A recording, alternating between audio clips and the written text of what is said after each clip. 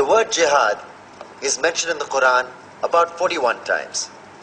The words mercy, peace, and compassion are mentioned about 355 times. Yes, come in. Come on in, Riaz.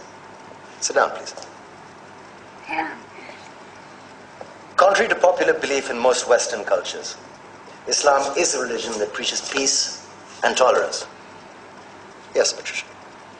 If Islam truly is a religion that preaches peace, then how come the world's most troubled spots, the West Bank, Afghanistan, Pakistan, Iraq, they're all plagued with Islamic terrorism? Well, that depends on your definition of terrorism. Some might argue that the U.S. invasions of countries like Iraq and Afghanistan are also acts of terrorism. No, those were acts of war to get rid of despotic regimes. Or a means of getting at a country's oil.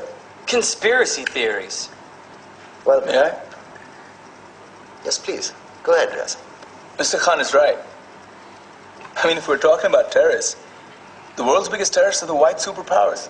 Come on now. No, really, stop and think about it. Explain 9/11. Okay.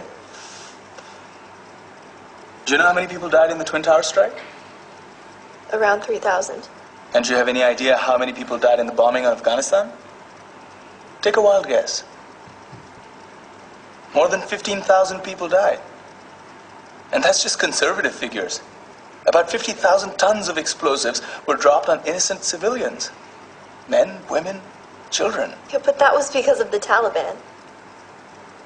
Now that you brought it up, did you know that the Taliban was a creation of the CIA to fight the Russians? Whatever. They were still harboring terrorists.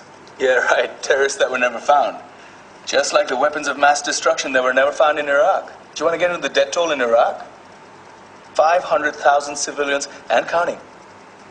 And what do Britain and America say when they don't find these weapons? It's simple. They just say sorry. And still refuse to relinquish control of these countries. What are you trying to say? What I'm trying to say is that just because you're American, wear a fancy suit, and call yourself the president, doesn't make you any less of a terrorist.